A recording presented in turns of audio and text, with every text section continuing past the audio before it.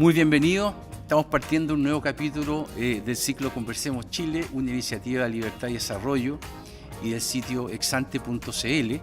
Hoy día tenemos un invitado muy especial, don Sebastián Sichel, y tenemos también a un entrevistador muy especial que es Gonzalo Cordero. Muy bienvenido, Sebastián. Muy bienvenido, Gonzalo. Muchas gracias. Tuvimos una partida con la televisión abierta antigua. O sea, exactamente. Pero está perfecto, mejor. Eso le da naturalidad a lo que estamos haciendo. Sí. Gonzalo. Bien, muchas gracias. Muchas gracias, Sebastián, por la invitación. Oye, yo lo primero que te quiero preguntar es que tú has terminado en el último tiempo fijando domicilio, por decirlo de alguna manera, fijando posición en la centro derecha. Y en el país en el que estamos y en el mundo en el que estamos, lo primero que me surge preguntarte, que me nace preguntarte es ¿por qué? Cuando parece ser que hoy día es contraintuitivo, va contra la marea, pararse hoy día en la centro derecha.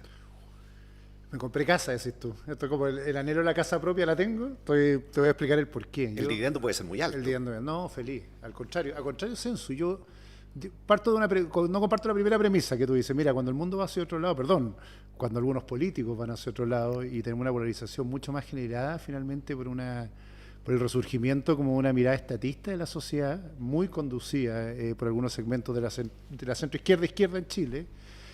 Cuando una cultura, o hemos generado una cultura del 90 que se parece mucho más a lo que eran los principios democráticos, yo diría, del mundo reformista, y ahí hay mundo centro-derecha y centro-izquierda de los 90, lo que tenemos más bien un choque cultural entre estos mundos. Es decir, para decirlo más simple, yo me salí de la izquierda porque siento que dejó de interpretar al país en que yo vivía y en el que yo me crié, y probablemente desde donde he desarrollado mis propias capacidades, el de mis abuelos, el de mi mamá, y el mío, y esa izquierda lo dejó de interpretar. Terminó desconfiando del mérito, empezó a decir que parece ser que el esfuerzo no tenía que ser premiado, empezó a creer que el Estado era la solución, y no era por lo cual yo me sentí en su minuto reformista y parte de la democracia cristiana, por ejemplo. Y de repente, y me pasó en el gobierno de la presidenta Bachelet, me sentí ajeno a un mundo que terminaba repudiando lo que había construido el Chile de los 90. Yo soy profundamente orgulloso de ese Chile, porque soy orgulloso de mi historia personal y porque soy orgulloso también probablemente de la historia que van a tener mis hijos, que es muy distinta a la que tuvieron mis antepasados en Chile. Entonces la pregunta inicial es, ¿el mundo cambió o en realidad hay una clase política media culposa que terminó gobernando con la presidenta Bachelet, que terminó repudiando el mundo que había ayudado a construir? Entonces, premisa 1, no me siento parte de esa historia. Segunda cosa, y déjame terminar esto porque creo que es súper determinante lo de los domicilios. Y en esa lógica siento que esa izquierda involucionó. Es como que al siglo del XXI sacó la bandera de los 60 y empezó a hablar de los 60, un mundo que en realidad Chile ya había dado por superado en esta batalla ideológica entre polos, en esta batalla en un mundo entre que se refunda y se resiste. Y básicamente mi historia o la historia de los chilenos era al revés, estaba mirando los próximos 20 años de Chile y la discusión empezó a irse hacia atrás. Y lo segundo, yo tiendo a creer que estoy más o menos pensando lo mismo que yo pensaba hace 20 años, respecto a que el crecimiento y la igualdad son parte de la misma ecuación en Chile, que justicia y libertad son parte de la misma ecuación, y para decirlo más en la práctica, además parte de un domicilio político que es democrático, que cree en la democracia, que cree que quien gana la elección tiene que gobernar y estar en el poder ejecutivo, y por lo tanto con una centro derecha que evolucionó mucho más rápido que esa centroizquierda que involucionó. Y aquí voy a hacerme cargo de un profe. Yo tenía un profe constitucional que me decía, bueno, Sebastián, ¿hay cambiado tanto? Y dije, mira, no he cambiado tanto, pero también tú en su minuto defendías los senadores designados, digámoslo, el año 96, cuando yo estaba entrando a la universidad, y hoy día no. O sea, parece ser que la centro derecha se conectó de mucho mejor manera con este mundo reformista. Desde mi mirada, el mundo de centro del cual yo vengo se conecta mucho mejor con la sociedad chilena en que estamos viviendo, y parece ser que la izquierda se polarizó y esa derecha antigua, media resistente, también empezó a desvanecerse con una derecha que ha entendido mucho mejor la modernización de Chile. Pero eso no es lo que dicen las encuestas ni los números. Tú invocas un Chile de hace 20 años, invocas las ideas que tú defiendes, pero algo pasó en Chile, y concretamente algo pasó en Chile después del 18 de octubre, que el país cambió. ¿Cuál es tu diagnóstico? ¿Por qué el país cambió? ¿Por qué el país hoy día no es el mismo que a ti te gustaba hace 20 años? ¿Qué errores se cometieron para que llegáramos a este Chile? Súper buena pregunta, porque creo que hay cierta patudez intelectual o soberbia intelectual de esta izquierda que dice, sí, Chile cambió y cambió para defender lo que yo quiero. Yo no estoy diciendo eso. No, lo que digo a la premisa inicial es, no, perdón. Lo que hay una demanda de Chile de una sociedad con mayor justicia. Ahora, la pregunta es cómo se resuelve esa sociedad con mayor justicia, y aquí hay una cierta patudez o soberbia intelectual de una izquierda que dice se resuelve como yo quiero. Yo al revés, lo que creo que, y voy a ser más concreto, es decir, lo que creo que hay una demanda de justicia legítima, como lo dije también en octubre, no lo estoy diciendo hoy día, legítima de una sociedad que aspira a mejores condiciones de vida y que espera fórmulas de la política para eso, con una política, y lo voy a ser así de sincero, que fue mediocre. Porque en vez de resolver esos problemas prioritarios, particularmente desde el gobierno del presidente Bachelet I, se dedicó a temas que no eran prioritarios para la demanda de esa sociedad. El ejemplo mío es lo que pasó con los colegios particulares subvencionados. Hijo de un colegio municipal, yo diría si había una prioridad en Chile tenía que ver con los colegios municipales, y nos cambiaron la agenda y estábamos en otra conversación, o con la gratuidad universitaria, que era otra conversación, en vez de la conversación de la prioridad social, y por lo tanto caímos un poco en el pantano de la mediocridad. Es decir, hay una demanda de celeridad de la justicia desde octubre, y una clase política que ha ido entrampada en la mediocridad de no resolver problemas para esa sociedad que demanda mayor justicia, y que alguien le está dando un canon ideológico a esa movilización y apropiándose de esa movilización, que es lo que me indigna a mí. Y lo digo, una de las cosas que más me ha impactado es que alguien ha tratado de hacer una exégesis de esa movilización diciendo justo lo que la gente se moviliza es lo que yo quiero. Yo diría que justo lo que la gente se moviliza es que nosotros no escuchamos lo que ellos quieren, y cuando la respuesta tiene que ver con esa solución para los problemas que las personas están demandando, y no como tomarse la bandera del justiciero diciendo, mira, si lo que querían en realidad era que se acabaran los colegios particulares subvencionados. No, si lo que la gente quería es que se acabara lo que yo quería que se acabara. Ahí hay algo que a mí me genera como una crisis de interpretación de este mundo que cambió en octubre. Solo una contrapregunta. Tú estás haciendo una crítica a la izquierda, digamos, pero tú perteneces a un gobierno que está en una crisis profunda, un gobierno en el cual hay un desorden tremendo en la coalición, en el cual el presidente está con niveles de desaprobación sin precedente. Entonces mi pregunta es, no tanto que han hecho mal los adversarios, cuando hablaba de cuál era tu diagnóstico, es qué autocrítica tú tienes de lo que ha hecho y hace en este minuto un gobierno de centro-derecha. Tres cosas rápidas para no arrancarme la pregunta. Uno, una crisis de gobernabilidad, dejar de defender lo que tú creías. Yo creo que es una de las principales crisis que puede vivir uno cuando se espanta con lo que pasa en la sociedad. O sea, yo llegué acá con un proyecto de gobierno que sigo creyendo absolutamente legítimo. Dos, un asunto de velocidades. Bielsa decía que el fútbol no era un asunto de velocidad, sino un asunto de velocidad, y por lo tanto la velocidad para reaccionar en las estrategias de cambio cuando tú estás en el gobierno creo que son vitales. Y tres, súper fuerte, que es una crisis de interpretación, que también lo creo. Y lo digo acá desde el otro lado. Nosotros tenemos un problema de endogamia cultural entre el centro y la centro-derecha. Y esa endogamia cultural te provoca una crisis de interpretación. En el fondo, dejas de creer en el país en que creía. Yo voy a poner a un ministro en cuestión, ustedes lean quién era, pero cuando yo estaba en el gabinete teníamos una discusión de que salíamos celebrando la cantidad de autos que la gente compraba o la cantidad de pasajes en avión que la gente tomaba para salir. A mí me molestaba mucho. Es lo mismo cuando decimos creamos empleo. Porque yo sí decía, tenemos una crisis de interpretación grande. La gente siente que se saca la cresta por comprarse ese pasaje, ese auto, o levantándose a las 6 de la mañana por tener esa pega, y alguien de repente le dice, eso es gracias a mí. Y eso es una crisis de interpretación porque tenemos cierta endogamia cultural en la centro-derecha o el centro, para ser crítico, que nos hace creer que lo que nosotros creemos interpretar es exactamente lo que le pasa al chileno, y más bien nos apropiamos de los éxitos de esos mismos chilenos. Entonces, todo lo bueno que tenemos, lo dije en la pasada, pero que es seguir creyendo o ser los que creemos en una ecuación justa entre crecimiento y justicia, se pierde cuando de repente tú dices que tú eres el artífice de esos logros y méritos individuales y tú eres el mejor para interpretar esos logros individuales. Yo creo que hay una crisis bien profunda de interpretación que lo vi muy fuerte, particularmente después de octubre. Lo que en el fondo tú estás describiendo, si yo sumo la pregunta de Cristian con la respuesta tuya, si es que el cambio no es tan real y lo que hay es una sobreinterpretación de muchas demandas, significa que tenemos un problema de crisis de liderazgo. Una mezcla, pero sí, voy a decirlo rápido. No es que el cambio no sea tan real, yo creo que hay 4 cambios estructurales que estamos viviendo, epocales, que no tienen poco que ver con la interpretación que yo decía de la izquierda. Y lo voy a decir rápido, pero es un cambio demográfico que esta sociedad no se había imaginado en su vida, que tiene que ver con el desarrollo de los últimos 30 años, un cambio social que también tiene que ver con ese desarrollo. Discutimos poco esto, pero 1 de 4 chilenos está en la educación superior hoy día, y eso era inmensable hace 20 años, lo que genera, por supuesto, una demanda de futuro distinto, como acabo de terminar ayer un libro que se llama El pasillo estrecho, que además una demanda de participación en una sociedad que tiene una sobredosis de representación en política, por lo tanto tenemos un poco de carencia de saber dónde canalizar la participación de los ciudadanos, una crisis, un cambio tecnológico como no habíamos vivido en época, que ha cambiado las formas de las pegas y seguimos legislando como si tuviéramos obreros industriales cuando tenemos un tercio de las pegas que se genera de manera distinta y un cambio climático que también está afectando la forma de producir por un país que es exportador en 4 materias primas. Entonces, no es que no hayan cambios, hay cambios. La pregunta es si esos cambios se reflejan en esta interpretación media refundacional que lo que estos cambios demandan es una sociedad que quiere más Estado, una sociedad que quiere un modelo de mercado distinto. Lo que yo discuto es que esos cambios lo que requieren es un liderazgo que ofrezca respuestas distintas a esta estructura de cambio que no tienen que ver mira, voy a ser más político en esto, diciendo, Riami, yo creo que estamos en una sociedad que se juega entre 3 polos nuevamente. En un polo que se resiste a los cambios y que termina diciendo aquí no hay cambio y lo que tenemos que hacer es resistir con la sociedad que tenemos porque aquí hay como una intervención que está tratando de derrotar este modelo de desarrollo. Hay un tercer polo que es refundacional, que está diciendo en realidad lo que tenemos que hacer es que todo lo que hicimos es como el ajo, tenemos que cambiar todo de nuevo.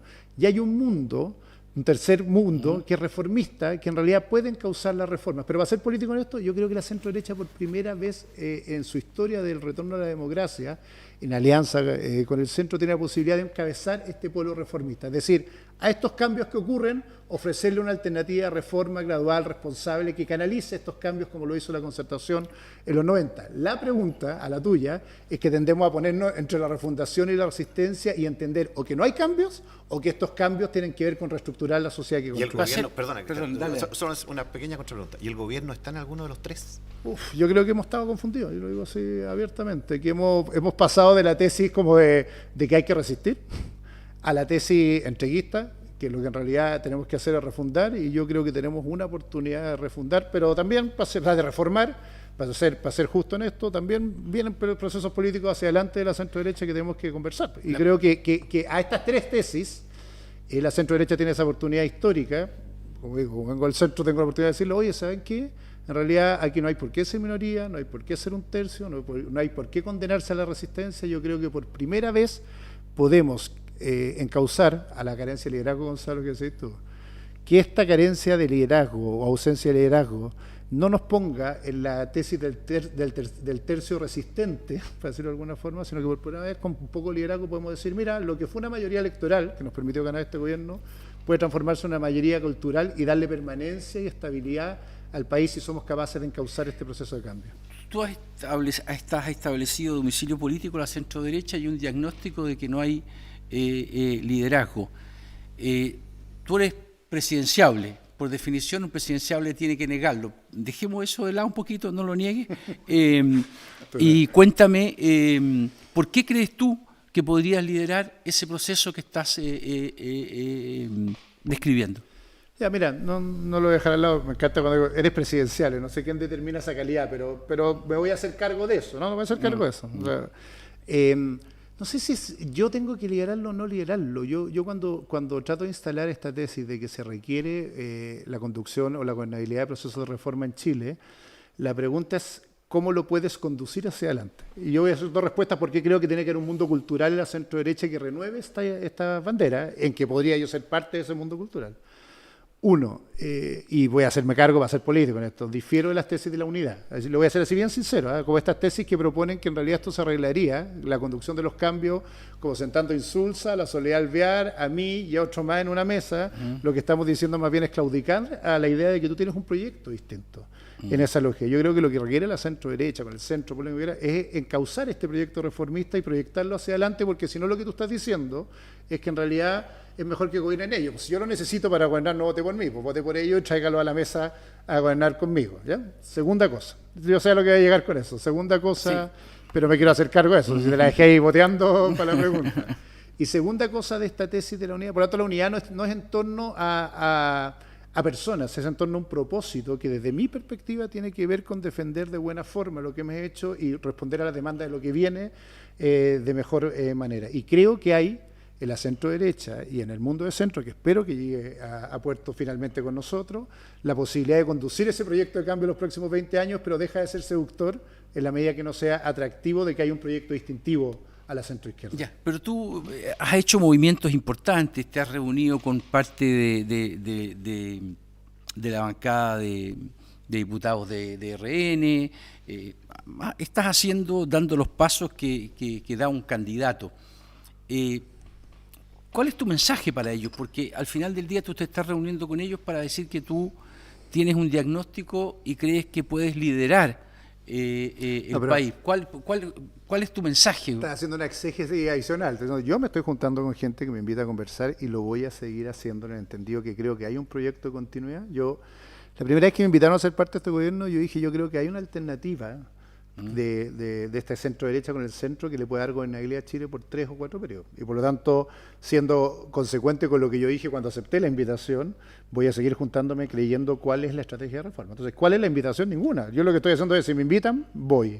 Y así lo estoy haciendo continuamente, más que proactivo, más bien reactivo en el sentido positivo, juntarme, salvo los amigos o el grupo político que me ha rodeado históricamente, que es la gente más liberal, que venía del centro, con los cuales tenemos una conversación, estamos armando una cosa que se llama Sumamos también para convocar a otros, que en la pasada, yo voy a decir así bien concreto, apoyando al presidente fueron más neutros, miraron esto con compasión y diciendo, mira, hoy día se necesita, más que esto como que bueno, se necesita que se sumen activamente al proceso político porque hoy día la pelea es un poquito más de fondo en lo que viene porque se están definiendo estos modelos, si nos vamos por el camino de la reforma o el camino de la reconstrucción y por lo tanto yo creo que hay una convocatoria. Respecto a las conversatorias, para hacerme cargo de los RN, pero también he conversado con gente de la UDI, he conversado con gente independiente, he conversado con hartos exministros de la Concertación.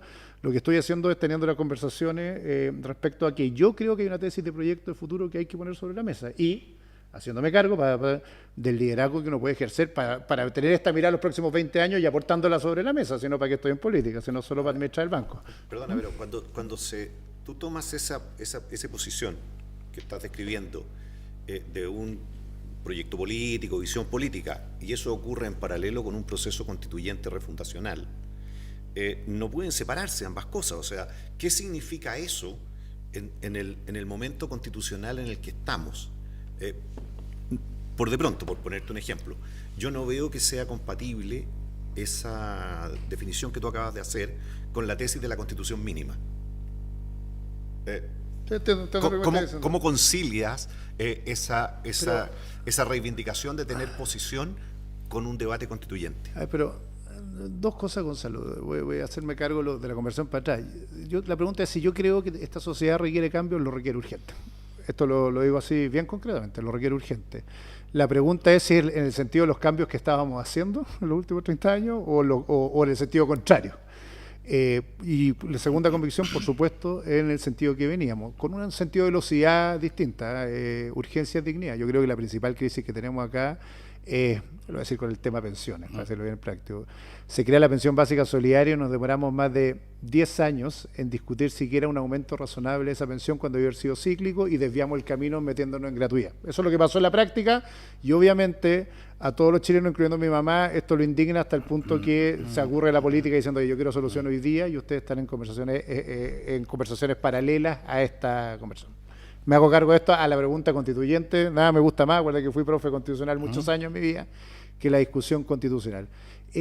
Tiene algo de refundacional, por supuesto, pero también todos los procesos de creación constitucional también pueden ser solución de continuidad. La Constitución del 25 y la Constitución del 33, si uno las toma en un espejo, tienen bastante menos diferencias de lo que uno se imagina y probablemente nos va a pasar lo mismo si hacemos bien la pega en la centro derecha y el centro, que es sostener lo que han sido pilares basales, haciendo los cambios necesarios para adaptar a esta sociedad a lo que viene hacia adelante. Y hay una gran pregunta ahí, si la crisis de gobernabilidad que estamos viviendo también tiene que ver con el sistema político. O sea, yo creo que la discusión del sistema político en la nueva Constitución es casi más relevante que todas las discusiones que están adelante. Déjame agregarle un segundo límite. Creo que hay una segunda gran discusión que la pasan como de contrabando mucha gente polarizada, que es quién asigna en Chile a los derechos consagrados, quién asigna el presupuesto de la República. Y yo me encontraba más con una izquierda que vive se ha puesto lo más libertaria posible del universo. Mira la política más neoliberal que hemos tenido estos días, que la gente retire su propio 10% para financiar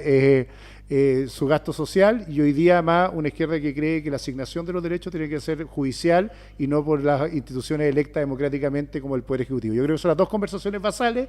Hacia adelante lo demás es bastante más poesía, y te lo digo aquí como profe constitucional, lo demás poesía en el sentido estricto. Yo lo he dicho, yo defiendo el principio de subsidiariedad, yo creo que tenemos que reconocer el valor de la persona, pero creo que nos logran atrapar en una discusión como entre la propiedad, la libertad, que creo que son los derechos que de suyo probablemente la Constitución vamos a poder mantenerlos electoralmente, si es que hacemos la pega bien en nuestro mundo, pero que hay otras discusiones más de fondo, como las que estamos hablando: sistema político, asignación de derechos sociales, autonomía de órganos constitucionales, que son las verdaderas batallas a las que nos tenemos que preparar.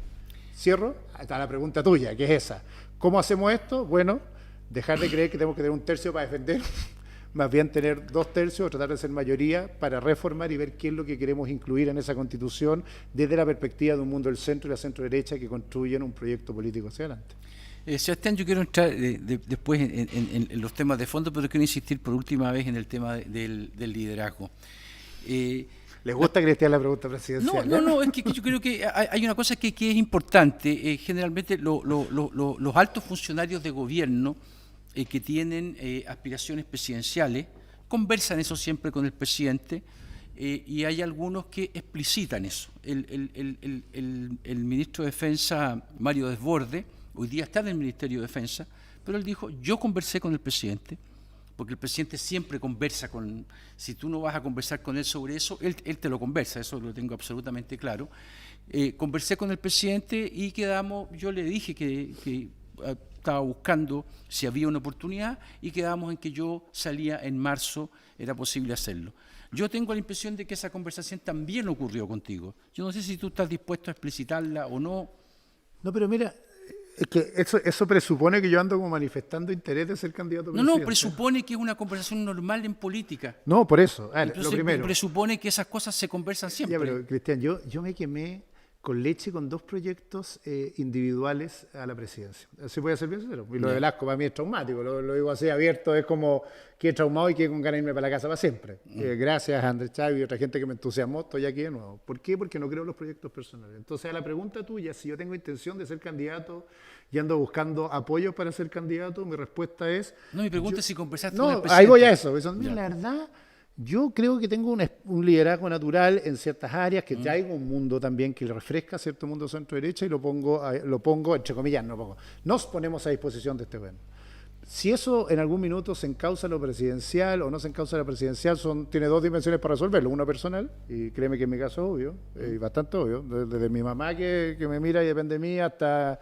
Mi familia, tengo que resolverlo, y lo gobierno en lo personal, y en lo político tiene que ver con la posibilidad de que esto no sea un proyecto individual, sino un proyecto colectivo. Y esas son las conversaciones que hemos tenido con otros partidos y todos. Con el presidente, explícitamente de esto lo conversé así bien transparente, después de una reunión general del banco, en que la verdad fue una conversación bien transparente, que me dijo: ¿y usted tiene ganas? Y dije: mire, lo mismo que estoy diciendo ahora, lo voy a pensar, es que usted sería interesante, mire, lo voy a pensar, presidente, tengo que evaluar mi situación personal, yo estoy dedicado a ser presidente del banco. Eso pasó en la práctica, pero no hubo una reunión secreta, escondida, sino que obviamente a partir de información que salió, él me dijo: mira, hay algunos que me han señalado que usted podría hacer, y le dije: mira, no lo he decidido, cuando lo decida o lo piense, se lo informaré, y eso lo haré. Entonces no ha sido para hacerme cargo lo de Mario, no ha sido una conversación explícita, me voy a ir tal día, porque no ha existido ni siquiera en mi fuero interno esa decisión todavía tan explícita para hacerlo, y cuando sea, se lo manifestaré en su minuto.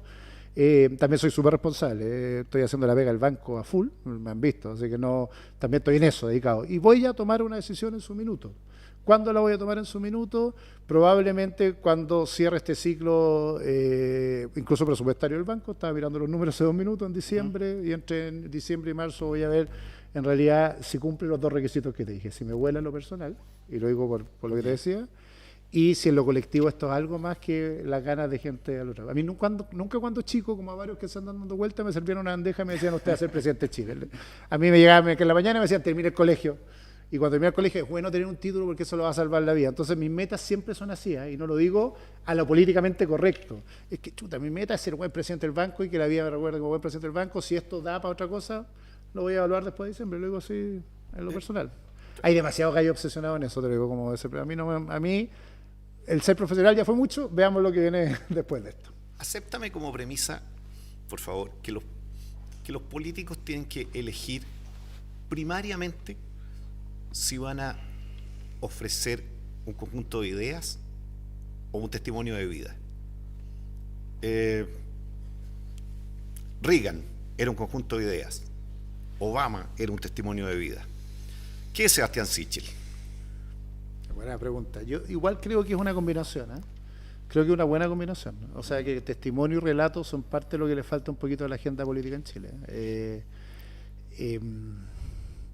Pero en la manera que lo Mira, contestaste si está la respuesta implícita, sí. testimonio y relato. Testimonio y relato. Ahora, si me hubiera elegido construir mi testimonio de vida, no hubiera elegido la vida que tuve. Te lo digo así bien sincero también. O sea, claro, alguien me decía el otro día, muy de élite, por supuesto, como usted expone su vida y debería esconderla. Le decía, chuta, te juro que si hubiera podido no elegir esa vida, la hubiera elegido. ¿Cachai? Entonces, el testimonio está ahí. Está mi vida, mi historia. La cuento tanto como alguien cuenta que su abuelito fue presidente de la República y todo, pero está ahí. Sí me obsesiona un poquito más el relato.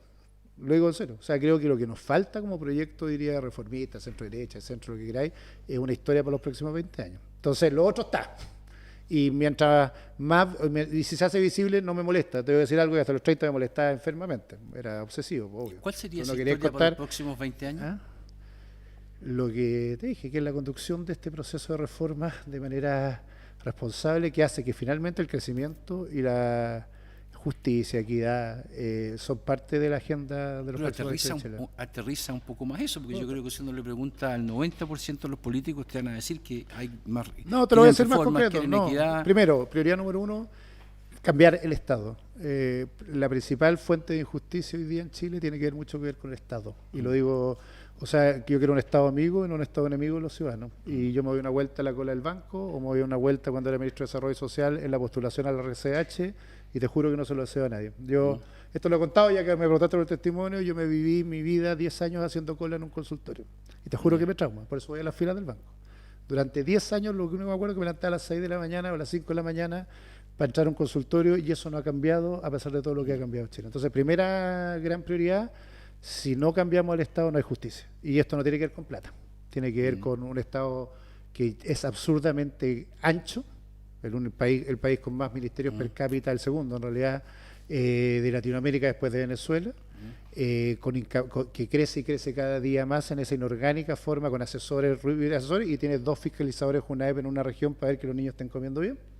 Y por lo tanto, aquí si alguien pide un impuesto más para mejorar el Estado, yo le digo, hasta que usted no me haga una solución de compromiso en que cambie orgánicamente el Estado, está. Y esto no tiene que ver con reducción de ministerios, tiene que ver con medidas de eficacia y eficiencia en el Estado que están absolutamente perdidas, y que mientras no nos aboquemos a esa tarea, este país va a seguir siendo igualmente injusto. La falsa promesa del populismo te dice que esto es un problema de los ricos, que esto es un problema de la AFP, que esto es un problema, y la verdad es que el problema en Chile se llama el Estado. Segunda cosa en la agenda, ya que me estoy preguntando agenda súper concreta, o queríamos abocarnos completamente, si te digo que la tragedia es el Estado. Segundo, que tiene que ver con un modelo en que finalmente lo público no sea una obsesión de lo estatal, porque si usted no está ineficaz y seguir abordando los problemas solo del Estado es ridículo, y por lo tanto la lógica que juega la sociedad, la articulación de soluciones sociales, creo que es vital. Y tercera cosa, y sí creo que es importante, un Estado que transfiere más ingresos directos a las personas de recursos más bajos.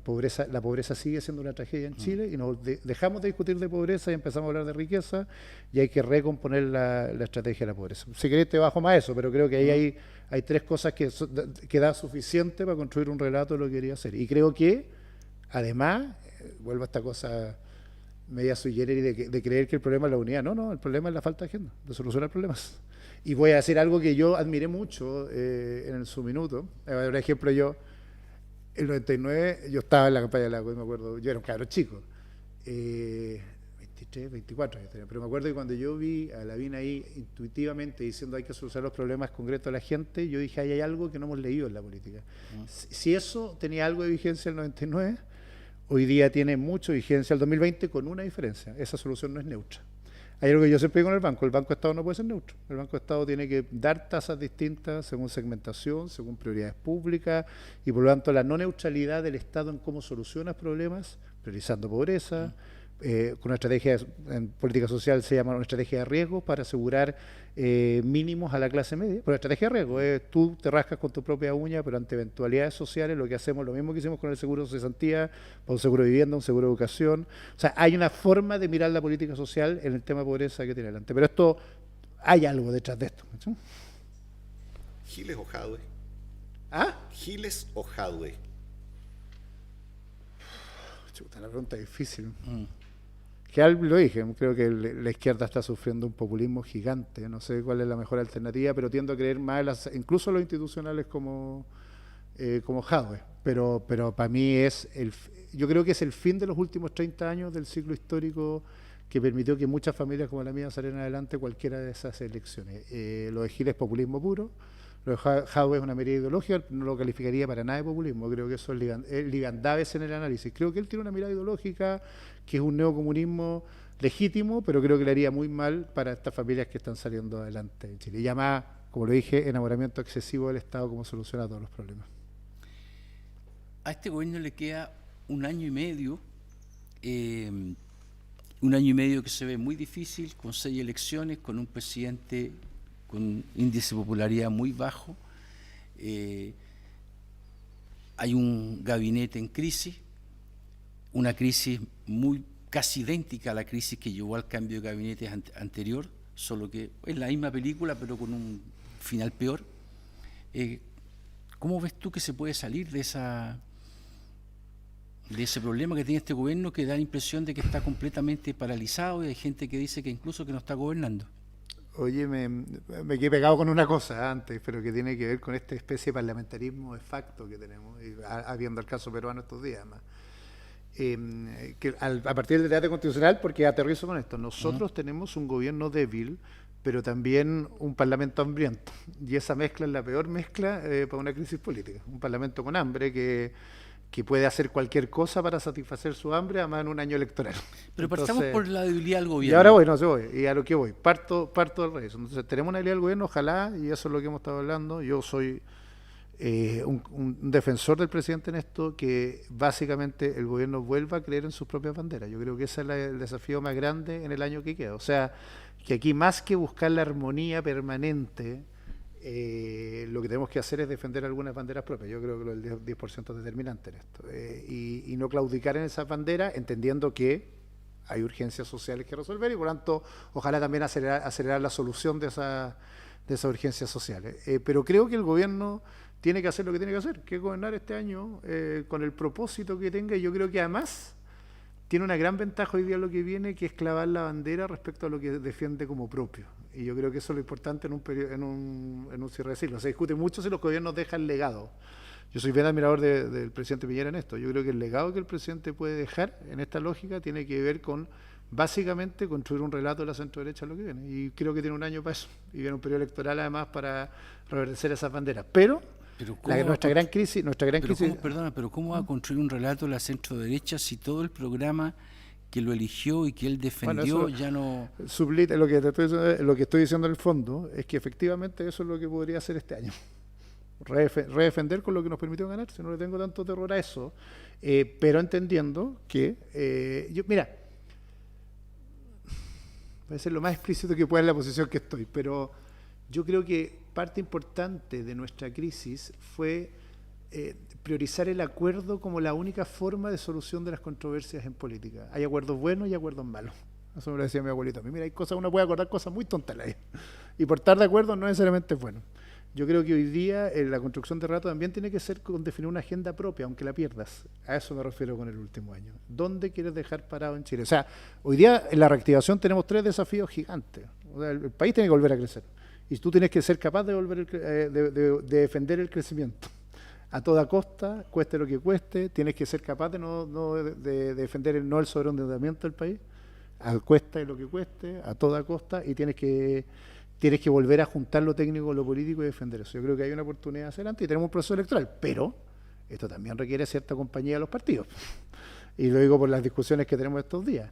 Es cómo ordenamos finalmente a los partidos de centro derecha y de centro para alinear esto. Y además en el debate constitucional creo que tenemos una oportunidad histórica en ese sentido. O sea, si nos ponemos de acuerdo en los contenidos, tenemos una agenda hacia adelante.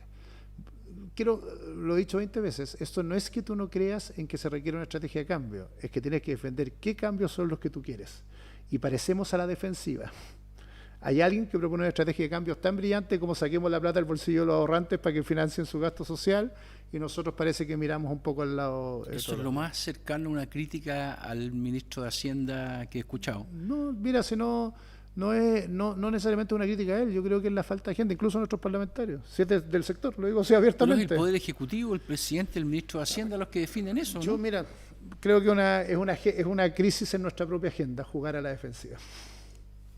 A pesar de que en buena medida la pregunta puede estar ya respondida, pero ¿qué tiene que aprender la centro-derecha de hoy de lo que fue la concertación?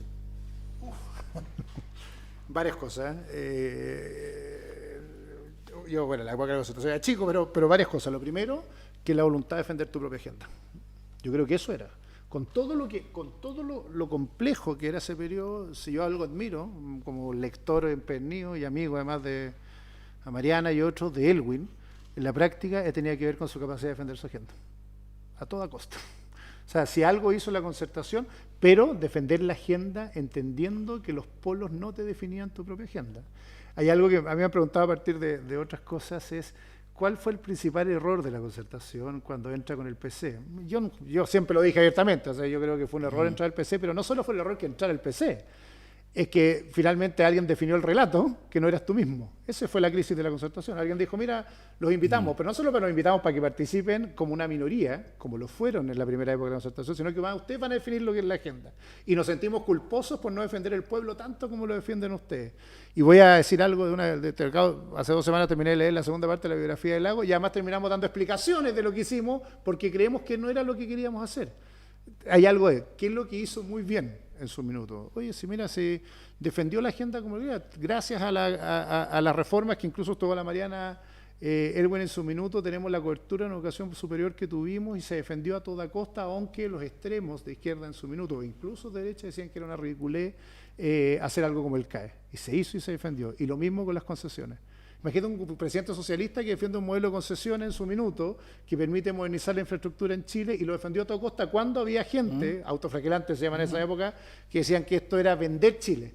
Y decían, vamos a defender nuestra agenda. Entonces, lo que hicieron muy bien y que lo que queríamos aprender es que cuando tú defines tu agenda y eres capaz de seducir con tu agenda a los chilenos, tenemos que hacerlo muy bien. Nosotros tenemos una habilidad comunicacional. Nos sentimos culposos. Hay algo que yo le decía el otro día en una conversa de la que tú citaste. Pero ¿por qué tienen tantas culpas? Yo estoy orgulloso de defender lo que defiendo. O sea, yo de verdad creo que el crecimiento es estratégico para Chile. Yo de verdad creo que la defensa de la propiedad individual es vital para Chile. Como tanto, creo que el país necesita más justicia. No por defender uno, me siento injusto. Creo que este país es profundamente injusto. No me da miedo decir que el Estado hace muy mal la pega muchas veces. Y no por eso me siento, porque me agarra un gallo izquierdo y me dice, es que tú atacas al Estado. Sí, pero creo que necesito Estado, necesito un mejor Estado, sin Estado. Creo que hay demasiados complejos en este mundo, en esa lógica. A la pregunta de la concertación, no tenía ni un complejo. Probablemente porque veníais saliendo de una dictadura y por lo tanto teníais una superioridad moral que te decía defender lo que creías con esa superioridad moral. Acá nos pasó algo al revés. No sentimos que los otros tienen una superioridad moral porque entienden Chile y lo entienden menos que nosotros. Y nos sentimos culposos por defender lo que creemos a pesar de que estamos en lo correcto. Yo... Quizá lo único bueno de ser medio iconoclasta, de tener la historia política que yo tengo, es que se me para alguien al lado un populista de izquierda y me dice, yo conozco Chile, lo que los chilenos quieren, no, ni yo tampoco. Somos de la misma élite, tenemos nuestros niños en los mismos colegios, vivimos más o menos en los mismos barrios, lo que nos falta es calle y escuchar para saber lo que quieren los chilenos. Pero ahí, otro lado, alguien te hace sentir culposo, si es lo que pasó con el 10%. ¿Cómo no quiere entregar el 10%? Oye, si yo soy de los que más cree, fui ministro de Desarrollo Social, que necesitamos más transferencias públicas al bolsillo chileno. Me hubiera encantado y tuve peleas para eso, para dar más de lo que tuvimos. Pero eso no me justifica en ningún minuto que me sienta culposo porque una persona de centro izquierda, tipo Matías Walker, me dice, no, es que los chinos tienen hambre y hay que darle el 10%. A mí, por lo menos, yo voy a seguir defendiendo lo que creo, aunque sea lo más popular del día y me fui a un matinal y lo defendí. Creo que ahí hay algo de la culpabilidad moral que tiene la centro-derecha que nunca la tuvo en su minuto el espíritu de la concertación.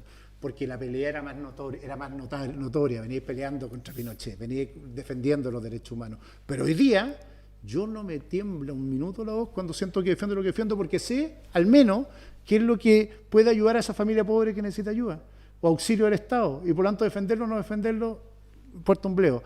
La captura de las instituciones públicas en eso es peor. Es que el gremio, es que el sindicato, es que el... Se la vi. Yo creo que lo que hizo muy bien la concertación fue, primero, un espíritu de reforma y no de refundación, y me lo digo. Segundo, construir acuerdos respecto a tu agenda y no a la agenda del otro. Y tercero, cero culpa moral de creer lo que tú crees. Yo estuve ahí cuando le gritaban traidores a algunos demócratas cristianos, incluyéndome, por defender el libre mercado. Traidores.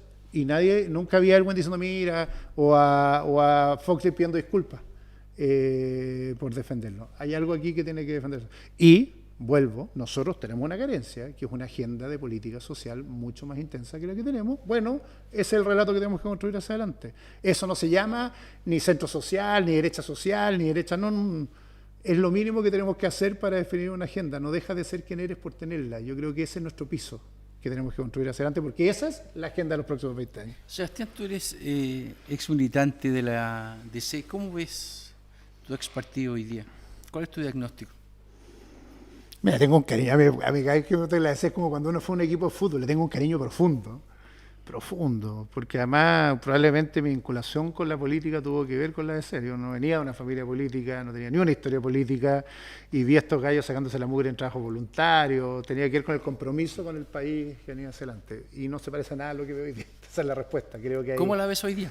La veo perdida, confundida, la veo culposa, la veo jugando a la agenda de los otros, la veo sin agenda propia, la veo bailando algo. Una columna escribió Ignacio Bocar el otro día. Me encantaría que esas columnas se transformaran en hechos políticos siempre, porque hace 20 años yo fui a un foro, me acuerdo, en el Liche, y que un líder de la EC, entre ellos Ignacio, me dijo, una más y nos vamos de la EC.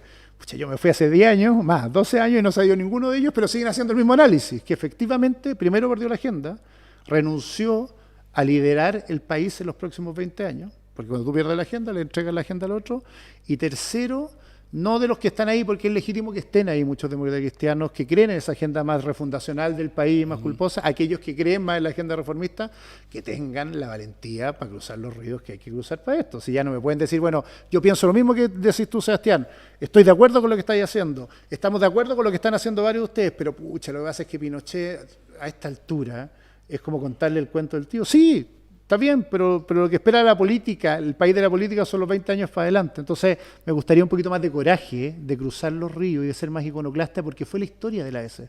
La EC, si algo fue iconoclasta. Y hoy día parece, más que iconoclasta, es como un groupie de la banda de rock que está tocando hoy día, que se llama Pamela Giles, Daniel Howe, y parece un groupie que la mayoría de ellos, y los que marcan la diferencia, lo hacen como desde el fan que está al lado diciendo, oye, suenan mal. No, estamos sonando muy bien, y siguen en la misma agenda. Dado tu diagnóstico, en la centro derecha, en la derecha, siempre había una quimera, que en algún momento un grupo importante de la DC, digamos, va a hacer un acuerdo.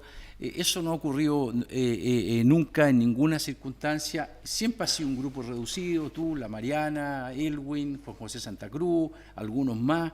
¿Por qué no ocurre? ¿Por qué, si tú estás tan convencido de lo que estás defendiendo hoy día, es lo mismo que defendías cuando estabas en la democracia cristiana, ¿por qué eso no ocurre nunca? Pero es que, ¿Por qué mira, son grupos tan minoritarios? Podríamos morirnos esperando que ocurra. Si yo voy a decir algo que se lo dije al presidente, pero si el electorado ese ya votó por la centro derecha, no una, 2 veces. Si ya se vinieron. La pregunta es si queremos traernos a los líderes, a la élite de ese partido, y yo creo que cada día vale menos. O sea, lo importante es preocuparte de un electorado que perdió el miedo a votar por un proyecto en que el centro y la centro derecha, o este mundo de centro, puede votar sin complejos por Piñera. Y eso pasó. Mira los datos. Si esto como falta un poquito de evidencia empírica, si hace rato están votando y se atreven a votar. Y incluso a veces han votado por la UDI en algunos sectores.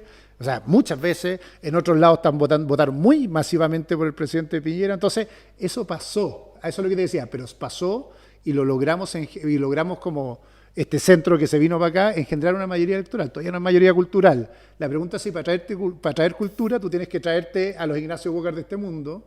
No, yo creo que no es la reflexión. La reflexión es si esos valores que representan ese electorado, la centro derecha los pueden causar. Yo algo he dicho, ya está, me he puesto como majadero con la idea del reformismo, pero en algún minuto Tu alternativa hacia adelante tiene que ser más que ofrecer, vamos a crecer mejor, vamos a administrar mejor, que es un poco lo que hemos ofrecido como centro con la centro derecha. Hoy día tiene que haber una alternativa de proyecto país, un relato respecto a cómo la solidaridad también es parte, es que se incorpora a este proyecto. Entonces, me voy a morir esperando, si yo no espero. O sea, De acuerdo, pero tú a estás mi amigo aquí- Juan José Santa Cruz, digo, tiene una obsesión con la DC, es como cuando uno se separó y sigue hablando de la ex señora. Yo no tengo ni una obsesión. Ojalá, pero no tengo ni una obsesión No, pero con que si- se venga alguno de los íconos, porque eso funciona como noticia del Mercurio, para ser así bien directo, o de algún medio, pero no funciona. Lo que tenemos que hacer No, es pero- hablarle a ese pero militante. estás menospreciando una cosa importante, Sebastián. La democracia cristiana tiene votos, tiene influencia y un gobierno, si este gobierno tuviera más votos de la democracia cristiana en el Parlamento, estaríamos hablando de una cosa completamente diferente. O Está quizás bien esta que el coalición electorado... sacara más votos. ¿Qué? Voy a hacerlo al revés. Ya, ok. No quiero. Me encantaría que la democracia pasara, pero creo que les falta historia para esto, a ellos, me encantaría. Pero la pregunta es otra. ¿Tiene más que votos? Tiene parlamentarios. A eso me refiero. ¿Por qué no? ¿Por qué entonces, Pero los parlamentarios si en ese sector pueden votar por el presidente Piñera para presidente y votar por un parlamentario de C, quizás no hacemos una apuesta en realidad que voten por el presidente X de la centro derecha y por parlamentarios centro derecha porque encabezan y encausan un mismo proyecto político? Yo creo que esa es la verdadera competencia que se viene. Si la pregunta fuera al revés, yo te dijera, ¿cifras alguna esperanza?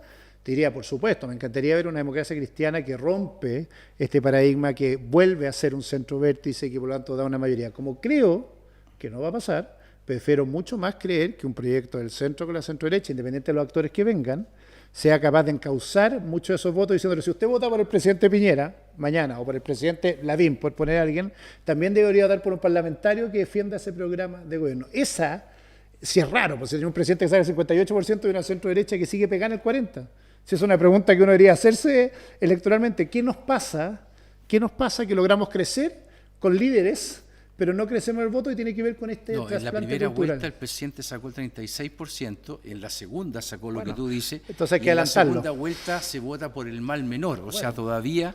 Eso es. yo creo que tú estás exagerando un poco el estoy argumento. lo que te estoy diciendo, ese es el proyecto político que deberíamos tener. A la pregunta que me dijiste al revés, es el proyecto... A ver, el proyecto social, lo he dicho, el proyecto político, ¿cuál es? Ser un gobierno de mayoría. Eso es, así eso es. Y por lo tanto, no tratar de decirle al otro que se venga a bailar conmigo, decirle hagamos acuerdo con otro, sino más bien yo tener una vocación que me permite ser mayoría para darle gobernabilidad a Chile. Yo creo que ese es el proyecto electoral. El proyecto cultural, lo dije en la pasada y podría hacerlo más, pero tiene que ver con los valores que están detrás de eso. Pero si no tienes ese proyecto y si te disocia del proyecto electoral o mayoritario, lo que vas a tener nuevamente es un gobierno de minoría. Y si crees que eso se va a arreglar porque te traes algunas piezas del actor del frente, vas a seguir siendo para siempre un gobierno de mayoría, porque esas piezas van a ser la fragilidad y se te van a volver al camino anterior si es que tú no tienes un proyecto que finalmente encauce al país que estás viviendo. Yo tengo la impresión, y esto es una tesis mía, que la derecha chilena busca representar a la clase media. ¿Ah? Busca tener un discurso que la represente. Pero en los países en que la centroderecha es exitosa, es en los países en que la centroderecha es la expresión de la clase media. ¿Tú crees que en Chile hay alguna posibilidad de que la centroderecha sea la expresión política de la clase media y no sea simplemente la construcción de una élite que pretende representarla? Llegaste a quizás lo que más le ha dado vuelta estos días, Gonzalo, es... Yo creo que nosotros requerimos un proyecto, o lo he dicho hasta el cansancio, con un programa, definir una agenda, ¿verdad? Pero también un proyecto que tenga una diversidad cultural y social distinta al que tiene. Si no, esto es imposible, no se asocia. De hecho, se disocia. Lo que tenemos finalmente son, ok, pero los valores que usted dice representar no se reflejan en su tipo de liderazgo, en el tipo de gente que está ahí, en la diversidad que el país tiene. Hay algo ahí como de que provoca disonancia cognitiva. Ustedes son, dicen ser, parecen ser, pero no son. Y por lo tanto hay algo ahí que me genera... Yo creo que ese es el verdadero desafío, que es salir del refugio. Así que es como, de alguna forma, el verdadero proyecto de este nuevo mundo tiene que ser un proyecto que incorpore diversidad, incluso social. Esto es como, nadie se atreve a decirlo, pero obvio, si no tenemos por qué parecer todos del mismo club.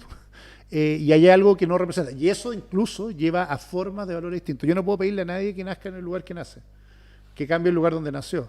pero al menos es raro que haya un proyecto político tan identitario con la élite o sea, con la élite económica en Chile, que además es una élite de centro derecha. Y eso tiene que ver con muchas otras conversaciones de fondo, pero esa es la diversidad que quería ofrecer un gobierno de centro derecha hacia el futuro, que en realidad tú si quieres encarnar la promesa del mérito, tú también eres capaz de mostrar esa exigencia del mérito en los cuadros que tú generas directivos. Y por lo tanto, mira, ha habido...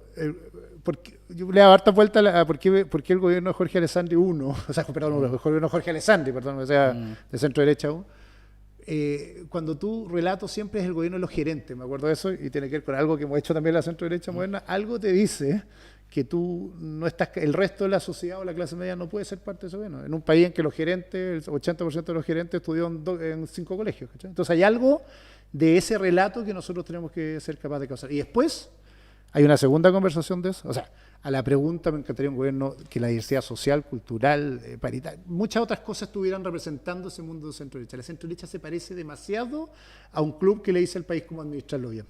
Y debería parecerse mucho más a esa clase media que está surgiendo para gobernar el país. Y yo creo que ahí viene un cambio cultural que no hemos sido capaces de enfrentar. Y quizás, y aquí voy a ser duro, es lo que más me ha costado a mí adaptarme a la centro derecha. Nunca es rico ser un negrito de Harvard siempre. Para hacerlo bien transparente. ¿Tú compartes que ese fue uno de los pecados originales de este gobierno de Sebastián Piñera? ¿Qué cosa? En el sentido de que la representatividad del resto del país era muy escasa en su gabinete y que por algo, solo después del 18 de octubre, hubo más diversidad en el gobierno. Sí. ¿Pero tú no crees que esto todavía sigue vigente cuando uno mira las personas que trabajan en la moneda y en general? No, tendría que ser pero mira... ¿Tú conoces bien? Sí, estaba pensando. Han cambiado tanto desde que me fui. pero... No estoy hablando solo de ministros, ¿eh? No, sí. 100%. Sí, 100%. Creo que y me hago cargo, ¿eh? Esto vale para... ¿Y lo has conversado con el presidente sí. eso? ¿Y qué te dice el presidente? Que lo intenta. Mira, el presidente aquí es capaz de traerme también a esta vuelta, por eso te digo que creo que él no tiene, o sea, uno crea de dónde tiene, en el fondo, y parte importante de él yo creo que ha sido incluso llamarme a veces para preguntarme cosas como de dónde más, qué más gente, pero creo que hay algo más de origen, para no culpar al presidente, más de origen en la centro derecha que... Mira, voy a decir algo, es evidente que toda mi vida fui...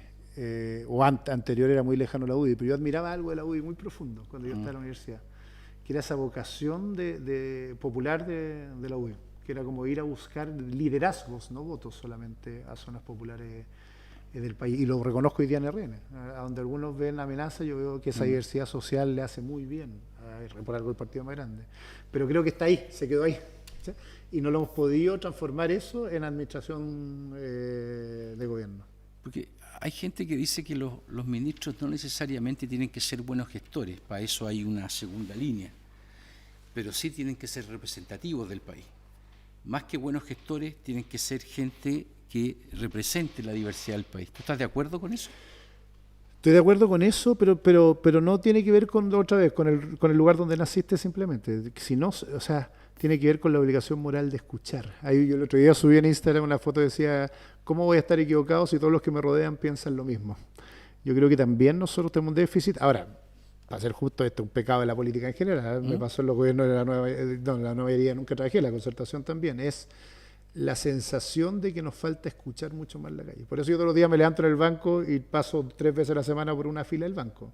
No, además, no solo por política, es porque he aprendido ahí que los periodos de aprobación de pequeña empresa van en 8 meses y no en 6 como me dicen, porque he aprendido que el principal problema que tenemos en el mesón del banco tiene que ver con que no estamos embosando, es imprimiendo la tarjeta automáticamente, y eso me permite corregir la gran política de crédito del banco. Entonces, no todo está en el libro, y por lo tanto, y no todo está en tu origen, sino en la predisposición a tú tener que conectarte con un país cuando asumes que este país tiene las diferencias que tiene. Por lo tanto, si esa brecha históricamente era larga, hoy día esa brecha es eterna. Vivimos en un mundo tan distinto, incluyéndome, de lo cotidiano, que al menos nuestra obligación moral debería ser relacionarnos con esa cotidianidad de manera distinta, y lo hacemos poco. No voy a ser una tontera, pero yo ando en metro, cuando era ministro nunca tuve seguridad personal. Yo creo que había una forma de vincularse al país que vivimos que tiene que ver mucho más con lo experiencial que lo que era los 90. Probablemente porque en los 90 todos nos criamos en una sociedad más parecida. Pero hoy día no somos parecidos. A mí fui a un matrimonio el sábado y me acuerdo que, por la familia de mi señora, miraba todo y decía, mira, aquí todos somos católicos. O sea, todos son, yo no soy católico, todos son católicos, todos se persignan y todo. Está bien, qué bueno, pero parece que todo Chile fuera católico si uno cree que esa es la expresión de la sociedad en que vivimos. Y me voy a mis cumpleaños de mi amigo, mejor amigo, y no hay ni un católico. No es que uno sea lo bueno o lo malo, sino que tiene que ver con qué sociedad estamos viviendo. Se le pregunté a mi suegra dice, pucha, son todos católicos, ¿cómo yo no soy? Me dice a mí que soy tan raro que no soy católico, y es que tiene que ver con esa forma de mirar un mundo en que lo que antes era natural, que eran esos espacios de contacto, hoy día son contra natura y por lo tanto tenemos que forzarlos desde la política. A eso el ejemplo de están comprando más pasajes que nunca. O sea, primero, se los compran con cuota y pucha que duele, y segundo, vaya y entienda por qué lo están comprando y entenderá un poco más. A eso el comentario ojalá no se compre en plasma, que a mí me cargó, y yo le dije, vaya a Pedro Aguirre Cerda y vive en un departamento de 35 metros cuadrados y vea si su prioridad no es un plasma. Yo decía como broma el otro día, mi historia es pública, pero yo no tuve tele hasta los 12 y si me hubiera podido retirar el 10% para comprarme una tele, creo que hubiera sido mi prioridad social número 1. Y lo digo y lo digo en serio, para mí era necesario. Era la forma de salir de la vida que tenía y entonces hay algo del juicio de valor de la sociedad en que vives que requiere una experiencia distinta a la que estamos viviendo. Y el poder te aísla. Ahora, entendiendo que lo que tú dices es verdad, pero hay un desafío adicional en la política de hoy día, y es que las redes sociales, Internet en general, el cambio de la televisión abierta a la televisión, primero de cable y después de streaming, ha incentivado el tribalismo. Sí. Vivimos cada vez más en tribus que tienden a ser endogámicas y a volverse sobre sí mismas. Y por lo tanto el desafío político de gobernar una sociedad y de generar una forma de convivencia común para los distintos se vuelve cada vez mayor. Sí, pensé que hay otro lado, pero voy a responder eso. Lo primero que nos contaminamos. Hay dos cosas que estamos confundiendo mucho los políticos, la opinión pública con las redes sociales. Como vivimos aislados y creemos que el mundo el 18 de octubre se dio vuelta y no supimos entenderlo, lo que hicimos fue meternos a Twitter y creyendo que es la opinión pública. Y es un error conceptual básico, porque tú decís, esto es lo que piensan los chilenos, y en realidad te diste cuenta que lo que te falta es calle para saber lo que verdaderamente piensas, y es peor, porque selección adversa vemos todo lo negativo y no básicamente lo que piensan los chilenos. Y lo segundo, que es lo tribal, que es la conversación más profunda, es que en tribus que se organizan por intereses y no por cosmovisiones, como era en los 60, gobernar es mucho más complejo porque tú tienes que satisfacer los intereses de distintas tribus. El pecado original, puede ser del mundo de la izquierda, es que cree que esas tribus son los grupos de interés. Y por lo tanto, si llegan los que no quieren pagar dividendos y lo golpean la puerta, le perdonan el dividendo. Si llega el colegio de profesores que quiere no sé qué, le resuelve el problema y así cree que satisface a la opinión pública y una sociedad que cada día más tiene, como dije, carencia de participación. Es justo lo extraño en el otro lado. ¿Qué podríamos hacer? No tengo una respuesta ahí concreta. Yo creo que tenemos que leer mucho mejor manera en esta lógica de lo tribal que en lo colectivo dentro de lo tribal. Sí, esa es la cosa. Y además creo que es el deber de la política. En sociedades complejas, lo que tiene que hacer la política no es dar soluciones simples, eso se llama populismo, es dar soluciones complejas pero priorizando. Gobernar es priorizar. Y por lo tanto, en épocas tribales, había alguien en la tribu que decía, está bien, tenemos intereses que no son comunes, pero parece que estas 4 cosas organizan mejor la sociedad de lo que venimos adelante. Que Cristian, que ha sido majadero en esto genuinamente de la pérdida de la agenda, yo creo que eso es la construcción de la agenda nuestra, que nosotros tenemos que volver a construir el sentido de lo colectivo, del nosotros, que es lo que hemos perdido en esta crisis. La cohesión social, lo decía yo como ministro, y ese nosotros tenemos una oportunidad en la centro-derecha de construirlo hacia los próximos 20 años de Chile y ser quienes fijan esa priorización de la agenda. Mi miedo, y lo he dicho varias veces, es una centro-derecha que se termine refugiando a la resistencia del cambio por no ser capaz de construir ese nosotros. La oportunidad es que yo creo que por primera vez desde el regreso a la democracia, la centro-derecha, con el mundo de centro que se sume, puede construir el proyecto del nosotros. Esa es la gran pregunta. Parece que es inevitable para poder hacer eso, estar dispuesto a enfrentar lo identitario como estructura central del relato político, 100%. Que es lo que hace la izquierda. 100%. Bueno, pero yo lo dije en la pasada, pero ese es el problema nuestro, que al final como no tenemos esa construcción de lo identitario, lo que hacemos es que nos compramos la identidad del otro, nos ponemos la defensa y pedimos disculpas por no hacer lo que hace el otro. A mí me pasa una cosa moral que me ha pasado todo este año, que diciendo, cada vez que yo me sentaba en el Congreso, mirá y decía, ¿por qué estamos pidiendo disculpas? Si lo digo así, y es porque no hemos podido generar eso identitario. Yo sí creo que ese nosotros, o esa identidad de país, se parece mucho a los valores que tenemos que representar y podemos representar. Pero como vivimos asustados, estoy hablando como alguien que pertenece a este mundo, lo que hacemos es más bien decir lo que no queremos y no definir esa identidad. Sebastián, te queremos agradecer mucho esta conversación. Es la más política que he tenido en mucho tiempo. No. Ha sido muy entretenida. Te apuesto que no, pero está bien. Por lo menos para mí. O al menos con una cámara por delante. No, muy entretenida, te agradezco mucho.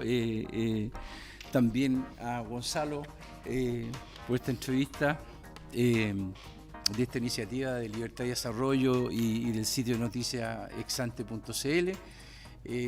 Muchas gracias y los invitamos a la próxima semana a una nueva conversación con otro invitado muy especial. Muchas gracias. Muchas gracias. Muchas gracias. Muchas gracias.